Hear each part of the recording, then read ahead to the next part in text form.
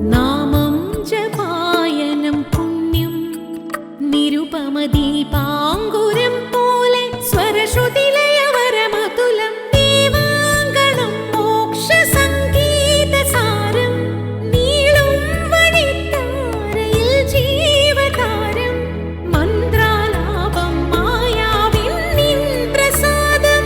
ദീപം ദീപം ദീപം. ഏവർക്കും സന്ധ്യാദീപത്തിലേക്ക് സ്വാഗതം.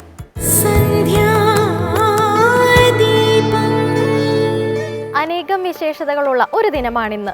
കേരളത്തിലെ അതിപ്രാചീന പൂരം എന്ന് വിശേഷിപ്പിക്കാവുന്ന ആറാട്ടുപുഴ പൂരമാണിന്ന്. തൃപ്രയാറപ്പനും ചേർപ്പിൽ ഭഗവതിയും ഊരകത്തമ്മ തിരുവടിയും ആറാട്ടുപുഴ ശാസ്താവിന്റെ തിരുനടയിൽ എഴുന്നള്ളി ഒത്തുചേരുന്ന മഹോത്സവം. സകല ദേവതകളുടെയും സാന്നിധ്യമുള്ള മഹോത്സവം. കേരളത്തിന്റെ തെക്ക് ചരിത്ര പ്രസിദ്ധമായ കരിക്കകം ചാമുണ്ഡി ക്ഷേത്രത്തിലെ പൊങ്കാല മഹോത്സവം ഇന്നാണ്. ഭക്തിയുടെ നിറവിൽ നാവിലൂടെ പുറത്തു വരുന്ന ഏതൊരു ശബ്ദവും ഈശ്വര ധ്യാനമാണ്.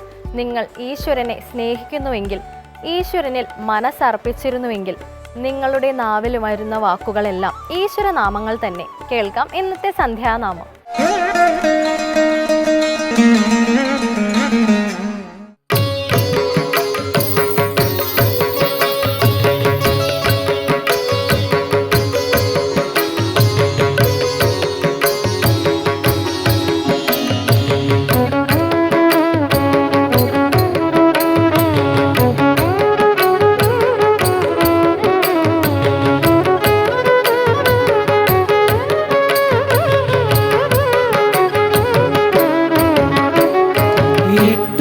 പലരും മുട്ടുകുത്തി തൊഴും ഏറ്റുമാനൂരുദ്രമൂർത്തേ. എട്ടുദിപ്പാലരും മുട്ടുകുത്തി തൊഴും ഏറ്റുമാനൂരുദ്രമൂർത്തേ. അഷ്ടമൂർത്തേ ചണ്ഡതാണ്ഡവമാടിടും അണ്ഡകടാഹ സാമ്രാട്ടേ.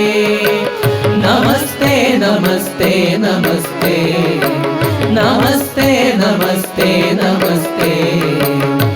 എട്ടുദിപ്പാലരും മുട്ടുകുത്തി തൊഴും ഏറ്റുമാനൂരുദ്രമൂർത്തേ. അഷ്ടമൂർത്തേ ചണ്ഡതാണ്ഡവമാടിടും അണ്ഡകടാഹ സാമ്രാട്ടേ. നമസ്തേ നമസ്തേ നമസ്തേ നമസ്തേ നമസ്തേ നമസ്തേ.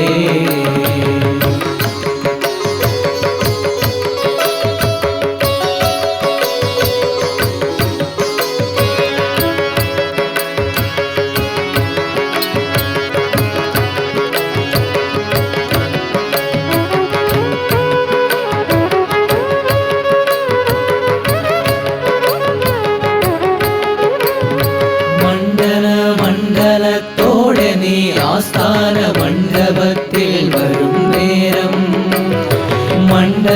മണ്ഡലത്തോടെ നീ ആസ്ഥാന മണ്ഡപത്തിൽ വരും നേരം. ഏഴര പൊന്നാന ആനയിക്കും നിന്നെ ഏഴീരുലകും നമിപ്പൂ. നിന്നെ ഏഴീരുലകും നമിപ്പൂ. എട്ടുദിപ്പാലരും മുട്ടുകുത്തി തൊഴും ഏറ്റുമാനൂരുദ്രമൂർത്തേ. അഷ്ടമൂർത്തേ ചണ്ഡതാണ്ഡവമാടിടും അണ്ഡകടാഹ സാമ്രാട്ടേ.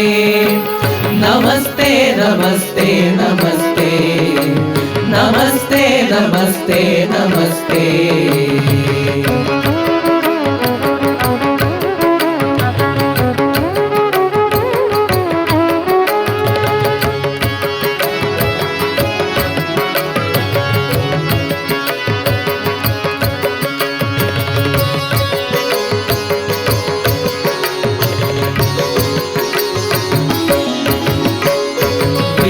തീർത്ഥത്തിൽ കുളിച്ചു തൃപ്പാദത്തിൽ വില്ലപത്രങ്ങളർപ്പിച്ചു. വില്ലതീർത്ഥത്തിൽ കുളിച്ചു തൃപ്പാദത്തിൽ വില്ലപത്രങ്ങളർപ്പിച്ചു. കമ്രദ്വിതീയേഴും ബ്രഹ്മമേ മുന്നിൽ ഞാൻ നമ്രശിരസ്കനായി നിൽപ്പൂ. ഇന്നു നമ്രശിരസ്കനായി നിൽപ്പൂ.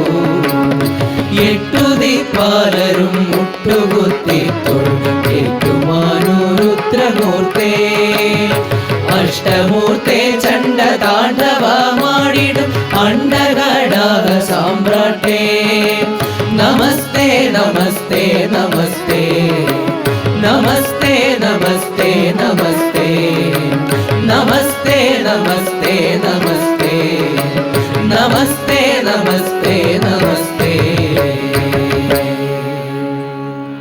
തിരുവിതാംകൂറിലെ പ്രശസ്തമായ ശ്രീ കരിക്കകം ചാമുണ്ഡി ക്ഷേത്രത്തിലെ പൊങ്കാലയെക്കുറിച്ചാണ് ഇന്നത്തെ കഥയമമയിൽ വിശദീകരിക്കുന്നത്.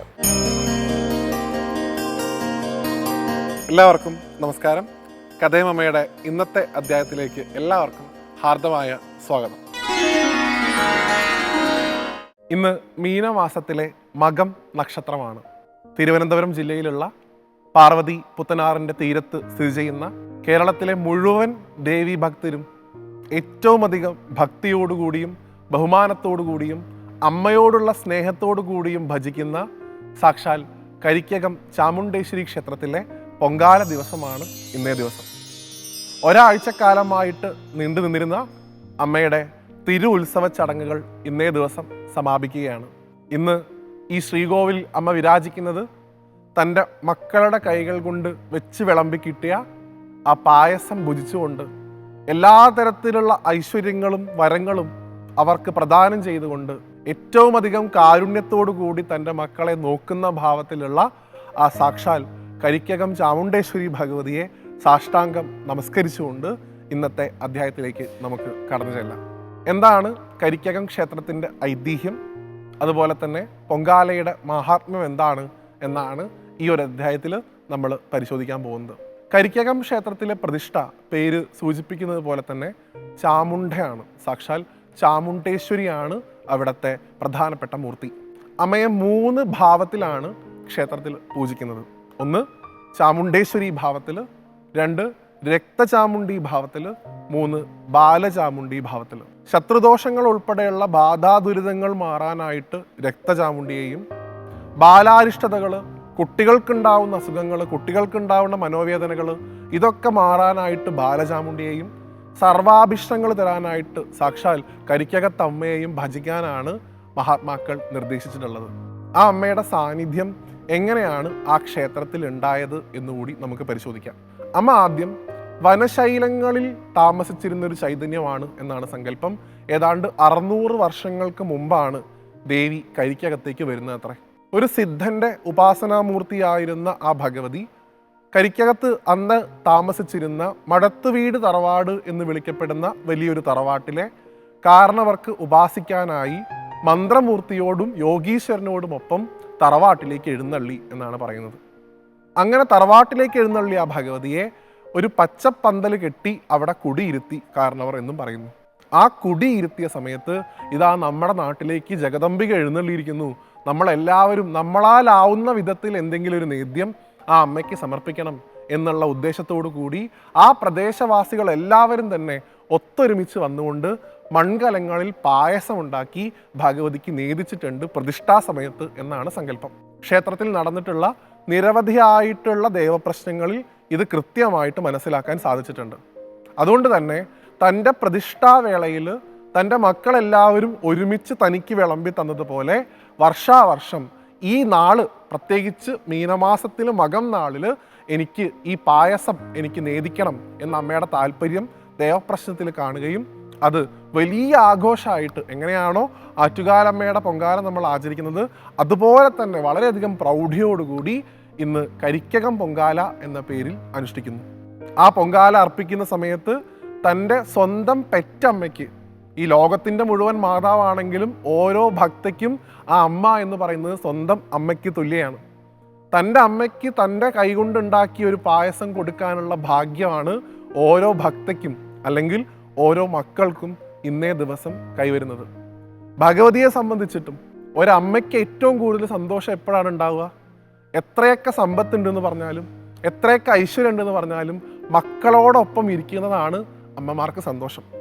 ലോകത്തിൻ്റെ മുഴുവൻ മാതാവായിട്ടുള്ള ചണ്ഡികാദേവിക്കും ഒരു തരത്തിലുള്ള ഭേദഭാവവും ഇല്ല. അമ്മയ്ക്ക് എല്ലാവരും മക്കളാണ്. സ്വന്തം അമ്മയ്ക്ക് എന്നുള്ള ഭാവത്തിൽ എന്തെങ്കിലും വിശേഷപ്പെട്ട ഒരു വിഭവം സ്നേഹത്തോടു കൂടി അമ്മയ്ക്ക് സമർപ്പിക്കുകയാണെങ്കിൽ അമ്മ വളരെ സന്തോഷത്തോടു കൂടി അത് സ്വീകരിക്കുമെന്നാണ് പൊങ്കാലയിടുന്ന ഓരോ ഭക്തരുടെയും മനസ്സിലുള്ള സന്തോഷം. ഒരു പൊങ്കാല കഴിഞ്ഞ് അടുത്ത പൊങ്കാല വരുമ്പോഴേക്കും എന്തുദ്ദേശിച്ചിട്ടാണോ കരിക്കകത്തമ്മയ്ക്ക് ആ ഭക്ത ആ പൊങ്കാല സമർപ്പിച്ചത്, ആ ആവശ്യം ഭഗവതി നിറവേറ്റി കൊടുക്കുമെന്നാണ് എത്രയോ ഭക്തരുടെ അനുഭവ സാക്ഷ്യം. അതുകൊണ്ട് തന്നെ ഈ കരിക്കകം പൊങ്കാല ഇടാനായിട്ട് വലിയ ഭക്തജന തിരക്കാണ് ക്ഷേത്ര പരിസരത്ത് അനുഭവപ്പെടാനുള്ളത്. മനസ്സിലുള്ള കാര്യം സാധിപ്പിക്കുക എന്നുള്ളതിലുപരിയായിട്ട് നമുക്ക് എല്ലാ ദിവസവും ശ്രീകോവിലിൽ ഇരിക്കുന്ന ഭഗവതിക്ക് നമ്മുടെ കൈകൊണ്ട് ഒരു പായസം നേദിക്കാനുള്ള ഭാഗ്യം ഇല്ലല്ലോ. ക്ഷേത്രത്തിൻ്റെതായിട്ടുള്ള രീതിയുണ്ട്. അവിടെ സമർപ്പിക്കുന്ന നിവേദ്യങ്ങൾക്ക് ശുദ്ധി വളരെയധികം വേണം. ഇപ്പം എല്ലാ ദിവസവും നമുക്ക് നമ്മുടെ കൈകൊണ്ട് അമ്മയ്ക്ക് വിളമ്പി കൊടുക്കാൻ സാധിക്കില്ല. പക്ഷേ ഈ നക്ഷത്രത്തിൽ, ഈ മീനമാസത്തിൽ മകൻ നക്ഷത്രത്തിൽ ഭഗവതി കാത്തിരിക്കുന്നു. എന്തിനു വേണ്ടിയിട്ട്? സ്വന്തം മക്കളുടെ കൈകൊണ്ട് കുറച്ച് അന്നം വിളമ്പി കിട്ടാൻ. അമ്മ അന്നപൂർണേശ്വരിയാണ്. അമ്മയ്ക്ക് ഒന്നിൻ്റെയും കുറവില്ല. അമ്മ സർവ്വചരാചരങ്ങളുടെയും മാതാവാണ്, സർവ്വ ഐശ്വര്യങ്ങൾക്കും നാഥയാണ്. എങ്കിൽ പോലും ഒരു പൊങ്കാല കഴിഞ്ഞ് അടുത്ത പൊങ്കാല വരെ എങ്ങനെയാണോ അമ്മയുടെ മക്കൾ അമ്മയ്ക്കൊരു പായസം നൽകാനായിട്ട് കാത്തിരിക്കുന്നത്, അതുപോലെ ഭഗവതിയും അടുത്ത പൊങ്കാല വരെ ഇനി എൻ്റെ മക്കളുടെ കൈകൊണ്ട് എനിക്ക് എന്നാണ് ഒരു പായസം കിട്ടുക എന്നുള്ള പ്രതീക്ഷയോടുകൂടി കാത്തിരിക്കും എന്നാണ് അമ്മമാർ പറയാറുള്ളത്. ഇത് യഥാർത്ഥത്തിൽ ഒരു ദേവിയും ഭക്തയും തമ്മിലുള്ള ബന്ധത്തേക്കാൾ ആത്യന്തികമായിട്ട് അമ്മയും മകളും തമ്മിലുള്ള ബന്ധമാണ് ആ പ്രദേശങ്ങളിൽ മുഴുവൻ നമുക്ക് കാണാൻ സാധിക്കുക. ആരോട് ചോദിച്ചാലും ഭഗവതിക്ക് നേദ്യം വെക്കണമെന്ന് പറയാറില്ല. ഞാൻ എൻ്റെ അമ്മയ്ക്ക് ഇതാ എൻ്റെ കൈകൊണ്ടൊരു പായസം നേദിക്കുന്നു എന്നേ പറയാറുള്ളൂ. ഭക്തിയേക്കാൾ ഉപരി മാതൃസ്നേഹം തുളുമ്പുന്ന പൊങ്കാലയുടെ കലങ്ങളാണ് നമുക്ക് കരിക്കകത്തും ആറ്റുകാലും എല്ലാം കാണാൻ സാധിക്കുന്നത്. എങ്ങനെയാണോ പൊങ്കാലക്കലത്തിൽ ആ നേദ്യം തിളച്ച് പുറത്തേക്ക് മറിയുന്നത്, അതുപോലെ നമ്മുടെ ഉള്ളിൽ ആനന്ദത്തിൻ്റെ ഒരു തിളച്ചു മറയലുണ്ടാവട്ടെ. അതിനുവേണ്ടി ഭഗവതിയുടെ അനുഗ്രഹം നമുക്ക് എപ്പോഴും ഉണ്ടാവട്ടെ എന്ന് കരിക്കകത്തമ്മയോട് നമുക്ക് പ്രാർത്ഥിക്കാം. എല്ലാവർക്കും പൊങ്കാലയുടെ ആശംസകൾ നേരുന്നു. അടുത്ത പൊങ്കാലയ്ക്ക് നമുക്ക് എല്ലാവർക്കും ഇതുപോലെ അമ്മയ്ക്ക് നേദ്യം സമർപ്പിക്കാനുള്ള ഭാഗ്യം അമ്മയുടെ അനുഗ്രഹം കൊണ്ടുണ്ടാവട്ടെ എന്ന് പ്രാർത്ഥിച്ചുകൊണ്ട് ഈ അധ്യായത്തിൽ നിന്ന് വിടവാങ്ങുന്നു. മറ്റൊരു കഥയുമായി വീണ്ടും കാണുന്നതുവരെ എല്ലാവർക്കും നന്ദി, നമസ്തേ. അശാന്തവും തിരക്കേറിയതുമായ ജീവിതത്തിൽ അല്പം ആശ്വാസം കണ്ടെത്താൻ ആഗ്രഹിക്കുന്ന ആധുനിക മനുഷ്യർ വിശ്വാസത്തിൻ്റെയും ആരാധനയുടെയും മാർഗങ്ങളിലേക്ക് മടങ്ങി വന്നുകൊണ്ടിരിക്കുന്നു. നഷ്ടപ്പെട്ട ഐശ്വര്യത്തിൻ്റെ നാളുകളെ തിരികെ പിടിക്കാൻ ഏവർക്കും സാധിക്കട്ടെ. ഇനി ഇന്നത്തെ ദീപാരാധന കാഴ്ചയ്ക്കായി ക്ഷേത്രാങ്കണത്തിലേക്ക് പോകാം.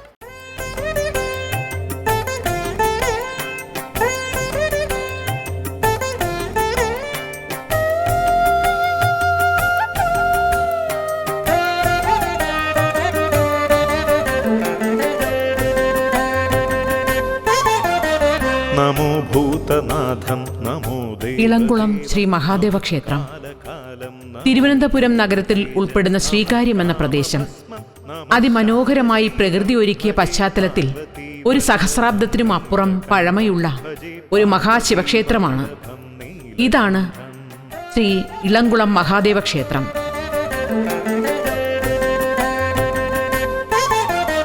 നമോ ഭൂതനാഥം നമോ ദേവദേവം. ഈ ക്ഷേത്രത്തിന്റെ ഉൽപ്പത്തിയെക്കുറിച്ചും ഇവിടെ ഇളംകുളം എന്ന പേര് സിദ്ധിച്ചതിനുമെല്ലാം രസകരമായ കഥകളുണ്ട്. ഭജേ പാർവതി വല്ലഭം നീലകണ്ഠം ഭജേ പാർവതി. അതിപ്രാചീന കാലം മുതൽ നാഗ ആരാധന നടന്നു വന്നിരുന്ന ഒരു പ്രദേശമായിരുന്നു ഇത്. ചുറ്റും മരങ്ങൾ തിങ്ങി നിറഞ്ഞു നിന്ന കാവ്, നടുവിൽ ധാരാളം പാറകൾ, അതിവിശാലവും ശുദ്ധജലം നിറഞ്ഞതുമായ കുളം. ഇതിനടുത്ത് പണ്ഡിതനായ ഒരു ബ്രാഹ്മണ ശ്രേഷ്ഠൻ താമസിച്ചിരുന്നു. കുറെ മാറി സ്ഥിതി ചെയ്തിരുന്ന ഒരു ശിവക്ഷേത്രത്തിൽ നിത്യവും അദ്ദേഹം ദർശനം നടത്തിയിരുന്നു. എന്നാൽ പ്രായം കൂടി വരികയും ശരീരത്തിന് അസ്വസ്ഥതകൾ ബാധിക്കുകയും ചെയ്തതോടെ ക്ഷേത്ര ദർശനം നടത്താൻ കഴിയാതെയായി. ദുഃഖിതനായ ബ്രാഹ്മണൻ തന്റെ ദയനീയാവസ്ഥ മനസ്സിൽ പറഞ്ഞ് വീട്ടിലിരുന്ന് പ്രാർത്ഥിച്ചു. സ്വപ്നത്തിൽ മഹാദേവൻ ദർശനം നൽകുകയും കാവിന് സമീപമുള്ള കുളത്തിൽ താൻ ഉണ്ടാകുമെന്ന് അറിയിക്കുകയും ചെയ്തു. പിറ്റേന്ന് കുളക്കരയിലെത്തിയ ബ്രാഹ്മണൻ പാറയുടെ മുകളിൽ സ്വയംഭൂവായ ഒരു ശിവലിംഗം ദർശിക്കുകയുണ്ടായി. ബ്രാഹ്മണൻ അവിടെ ആരാധന തുടങ്ങുകയും താമസിയാതെ അവിടെ ഒരു ക്ഷേത്രം രൂപപ്പെടുകയും ചെയ്തു. പ്രഭും പ്രാണനാഥം വിഭും വിശ്വനാഥം ജഗന്നാഥനാഥം സദാനന്ദഭാജം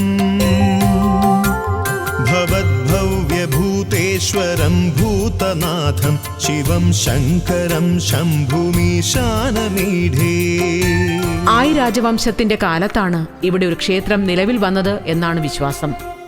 കുളത്തിലെ പാറയിൽ സ്വയംഭൂവായി ശിവലിംഗം പ്രത്യക്ഷമായതിനാലാണ് ഇവിടെ ഇളംകുളം എന്നറിയപ്പെട്ടത് എന്ന് കരുതുന്നു.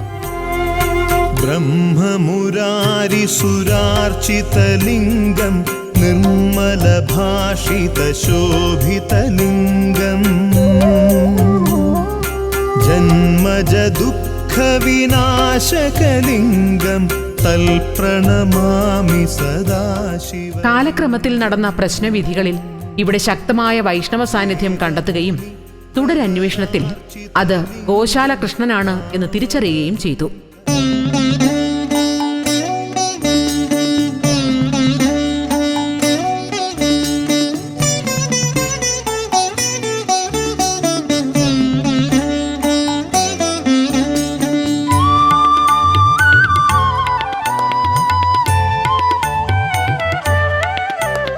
തുടർന്ന് ക്ഷേത്രം മതിൽക്കെട്ടിനുള്ളിൽ മറ്റൊരു ശ്രീകോവിൽ പണിത് ഗോശാല കൃഷ്ണനെ പ്രതിഷ്ഠിച്ചു. ഗോശാല കൃഷ്ണനു വേണ്ടി അടുത്ത് തന്നെ ഗോശാലയും പണിതു. ഇന്ന് അവിടെ ധാരാളം ഗോക്കളെ വളർത്തുന്നുണ്ട്. വളരെ വിശേഷപ്പെട്ട ഒരു ക്ഷേത്ര സമുച്ചയമാണ് ഇവിടുത്തെ ശ്രീകൃഷ്ണ ഗോശാല കൃഷ്ണൻ. 12 വയസ്സുള്ള ചമ്മട്ടിയേന്തിയ ഏറെ വൈബ്രൻ്റ് ആയിട്ടുള്ള ശ്രീകൃഷ്ണസ്വാമിയെ പരിപാലിക്കുന്നത് ഭഗവാന്റെ സന്തത സഹചാരികളായിട്ടുള്ള ഗോക്കൾ തന്നെയാണ്. ശ്രീകോവിലിന് ചുറ്റുമുള്ള ചതുശാലകളിൽ ഭാരതത്തിൻ്റെ വിവിധ ദേശങ്ങളിൽ നിന്നുള്ള നാടൻ പശുക്കളെയാണ് സംരക്ഷിക്കുന്നത്. അവർ ഏറെ പൂജിക്കപ്പെടുന്നുണ്ട്. ഇവിടെ എപ്രകാരമാണോ ഭഗവാൻ പൂജിക്കപ്പെടുന്നത് അതിലേറെ തന്നെ വിശുദ്ധിയോടെ ഇവിടുത്തെ ഗോക്കളും പരിപാലിക്കപ്പെടുന്നുണ്ട്, പൂജിക്കപ്പെടുന്നുണ്ട്. അതുകൊണ്ട് തന്നെ ഗോവൂട്ടും ഗോപൂജയുമാണ് ഇവിടുത്തെ പ്രധാന വഴിപാടുകൾ. ഇവിടെ ഗോക്കൾ പൂജിക്കപ്പെടുന്നത് കൊണ്ട് തൃപ്തിയാകുന്നത്, സന്തുഷ്ടനാകുന്നത് ഭഗവാനാണ്. അതുകൊണ്ട് പരമപ്രധാനമായി ഗോക്കളെ പൂജിക്കുന്നു, ഒപ്പം ഭഗവാൻ പൂജിക്കപ്പെടുകയും ചെയ്യുന്നു എന്ന വളരെ വിശേഷമായൊരു സങ്കല്പം ഇവിടെയുണ്ട്. ഭാരതത്തിൻ്റെ തനത് സംസ്കൃതി അതുപോലെ ഉറഞ്ഞുകൂടിയ ഒരു ക്ഷേത്ര സമുച്ചയം കൂടിയാണ്, ക്ഷേത്ര സങ്കേതം കൂടിയാണ് ഇളംകുളം ശ്രീ മഹാദേവ ക്ഷേത്രത്തിലെ ഈ ഗോശാലകൃഷ്ണൻ്റെ ക്ഷേത്രവും.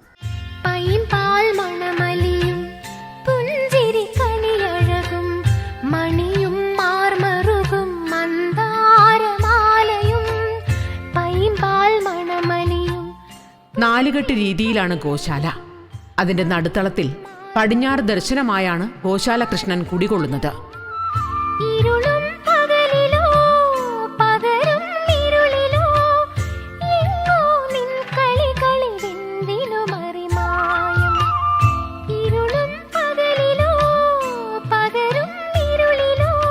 ഇവിടെ ഗോവൂട്ടും ഗോപൂജയും എല്ലാ ദിവസവും നടത്തിവരുന്നു. ഭാരതത്തിലെ സ്വന്തം ഇനങ്ങളായ 7 തരം ഗോക്കളാണ് ഇവിടെയുള്ളത്. ലോകത്തിലെ ഏറ്റവും ചെറിയ ഇനം മുതൽ ഇന്ത്യയിലെ ഏറ്റവും വലിയ ഇനം വരെ ഇവിടെയുണ്ട്. കപില എന്ന പ്രത്യേക ഇനത്തിൽപ്പെട്ട ഗോവും ഇവിടെയുണ്ട്.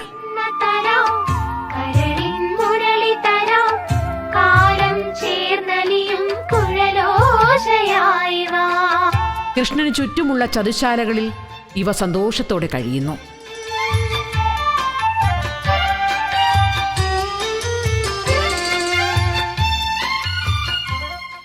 ഐതിഹ്യപ്പെരുമ കൊണ്ട് ഏറെ സമ്പുഷ്ടമാണ് ഇളംകുളം ശ്രീ മഹാദേവ ക്ഷേത്രം. ഇവിടെ പണ്ടുകാലത്ത് ഉണ്ടായിരുന്ന നീരുറവയിൽ നിന്ന് ശേഖരിക്കുന്ന ജലം പ്രത്യേക ഔഷധക്കൂട്ടോടെ ഭക്തർക്ക് കൊടുത്തിരുന്നു എന്ന് പറയപ്പെടുന്നുണ്ട്. അതിൻ്റെ രേഖകളും ഈ ക്ഷേത്രത്തിൽ ലഭ്യമാണ്. പ്രത്യേക പൂജാവിധാനങ്ങൾക്ക് ശേഷം പ്രസാദമായി കൊടുക്കുന്ന ഈ ഔഷധം സേവിക്കുന്നത് വഴി ആരോഗ്യ സംരക്ഷണവും അതുപോലെ രോഗാവസ്ഥയ്ക്ക് ശമനവും ഉണ്ടാകുന്നു എന്നൊരു ഖ്യാതി ഈ ക്ഷേത്രത്തിൽ രൂഢമൂലമായിട്ട് തന്നെയുണ്ട്. അതുകൊണ്ട് തന്നെ കഴിഞ്ഞ ദേവപ്രശ്നത്തിൽ അതിനെക്കുറിച്ച് വ്യക്തമായി പ്രതിപാദിക്കുകയും അതിൻ്റെ രേഖകൾ സമാഹരിച്ചുകൊണ്ട് അത്തരത്തിലുള്ള പഴയ പ്രൗഢിയിലേക്ക്, പഴയ ആചാരത്തിലേക്ക് പോകുവാനുള്ള ശ്രമമാണ് ഇപ്പോൾ ക്ഷേത്ര ഭരണസമിതി നടത്തിക്കൊണ്ടിരിക്കുന്നത്.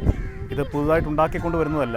ക്ഷേത്രത്തിൻ്റെ ചരിത്രത്തിൽ ഇവിടെ ആലേഖനം ചെയ്യപ്പെട്ടിരിക്കുന്ന വസ്തുതകളിൽ നിന്ന് നമ്മൾ ശേഖരിച്ചിരിക്കുന്ന രീതിയെ പുനരാവിഷ്കരിക്കുക മാത്രമാണ് ചെയ്യുന്നത്. അതായത് ഏതുപ്രകാരമായിരുന്നോ ക്ഷേത്രത്തിൻ്റെ ഉത്ഭവ സമയത്ത് ഇവിടെ ഉണ്ടായിരുന്ന ആചാരക്രമങ്ങൾ അതുപോലെ തന്നെ പരിപാലിക്കപ്പെടേണ്ടതാണെന്ന ദൈവജ്ഞ മതം അനുസരിക്കുക മാത്രമേ ക്ഷേത്രഭരണസമിതി ചെയ്യാൻ ഉദ്ദേശിക്കുന്നുള്ളൂ. അത്തരത്തിലുള്ള ആചാരങ്ങളിലേക്ക് തന്നെയാണ് പോകുന്നത്. അതുപോലെ തന്നെ ആചാരപ്പെരുമ കൊണ്ട് വളരെ പ്രസിദ്ധമാണ് 108 കുടം അഭിഷേകം പോലെയുള്ള ഭഗവാൻ ഏറ്റവും പ്രിയങ്കരമായ വഴിപാടുകളിലൂടെ ധാരാളമായി നടക്കുന്നുണ്ട്. വലിയ വിശാലമായ കുളത്തിൽ ഇളകൊള്ളുന്ന ഭഗവാനാണിത്. അതുകൊണ്ട് തന്നെ ധാരാപ്രിയനാണ് ഇവിടുത്തെ ഭഗവാൻ. അതുപോലെ ഉപദേവന്മാരും വിശാലമായ കുളത്തിൻ്റെ നടുക്ക് ഭഗവാൻ അഭിമുഖമായിട്ട് ഹനുമാൻ സ്വാമി ദർശനമായി തന്നെ ഉണ്ട്. മറ്റു ക്ഷേത്രങ്ങളിലില്ലാത്ത ചില ചടങ്ങുകളുണ്ട് ഇവിടെ. ശനിദോഷ പരിഹാരത്തിനായി നടത്തുന്ന ക്രിയയാണത്. കാർമ്മികന്റെ നിർദ്ദേശപ്രകാരം ഓരോരുത്തരും സ്വന്തമായി നടത്തുന്ന പൂജയാണത്. പൂജാനന്തരം നിവേദ്യം ഭക്തർ തന്നെ നേരിട്ട് ദേവന് സമർപ്പിക്കുന്നു.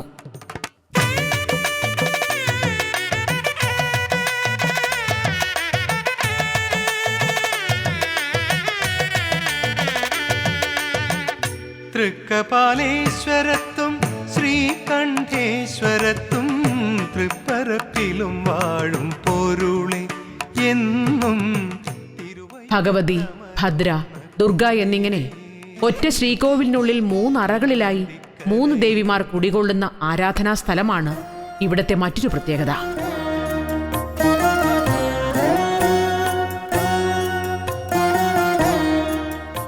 ഇവിടെ ഭദ്രകാളി ചൈതന്യം കലമാൻ കൊമ്പിലാണ് ആവാഹിച്ച് പ്രതിഷ്ഠിച്ചിട്ടുള്ളത്.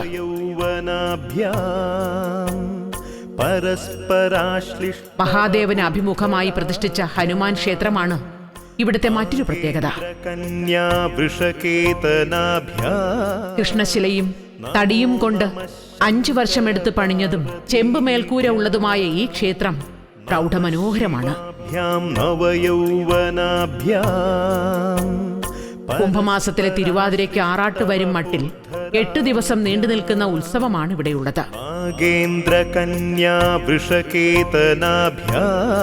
അതിമനോഹരവും ഐതിഹ്യത്തിന്റെയും ചരിത്രത്തിന്റെയും പിൻബലമുള്ളതും വ്യതിരിക്തമായ ചടങ്ങുകളാൽ സമ്പന്നവുമായ ഇളംകുളം ക്ഷേത്രം ഭക്തമനസ്സുകളെ അഭൗമമായ നിർവൃതിയിലേക്ക് ആകർഷിച്ചുകൊണ്ട് നിലകൊള്ളുന്നു.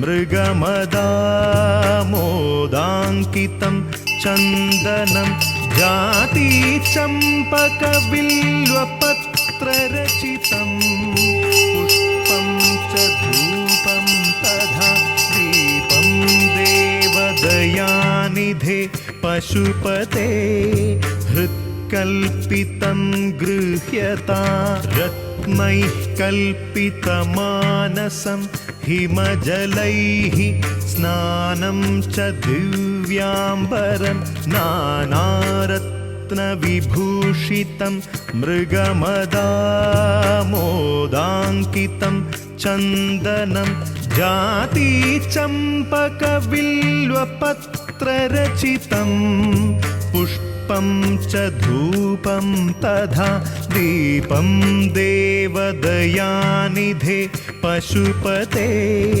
ഹൃത്കൽപിതം ഗൃഹ്യതാം.